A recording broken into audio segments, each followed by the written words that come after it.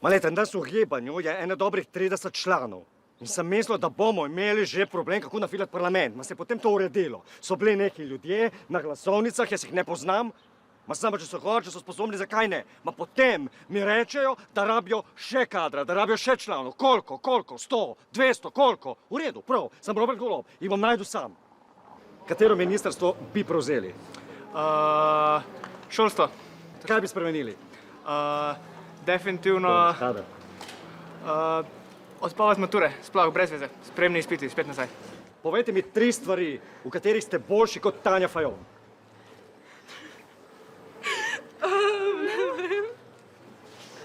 To je naš bodoči kader.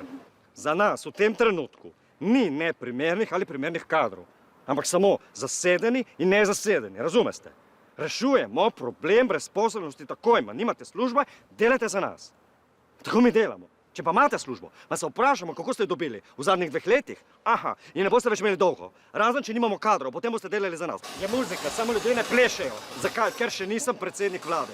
Katero ministrstvo bi prevzeli? A jaz? Da, Kaj pa jaz vem? za finance.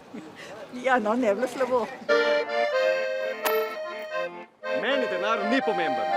Ma sem rekel obljubo, da bomo sestavili vlado do 3. junija. Ma samo sem pozabil, da smo že maja, ne? Ampak bomo že nekako, zdaj kar je. Imamo nekaj koalicijskih partnerjev, z njimi se še pogajamo, ma bomo rabili tudi nekaj svojih. Gospa, oprostite, imate čas? Ne več kot 4 leta, gospa. Nabiramo nov kader. Sem Robert Golob, predsednik vlade, bodoči predsednik vlade. Katero ministrstvo bi prevzeli? Jaz? Vi. Hitro, imamo časa do 3. junija, gospod. Za notranje zadeve, za zunanje zadeve. Pravosodje. Za pravosodje. Zakaj? Zakaj mislite, da ste sposobni za ministrstvo za pravosodje? Nikoli ne boste v zaporu. Fante, zdaj tako. Ma počakajte leto ali 2, pa kam da greste? Ne bi zdaj užaljeni. Počakajte leto 2, ne mi vletavati noter, pa potem samo... Ti, kdaj miš, da je najboljši cajt za subscribat?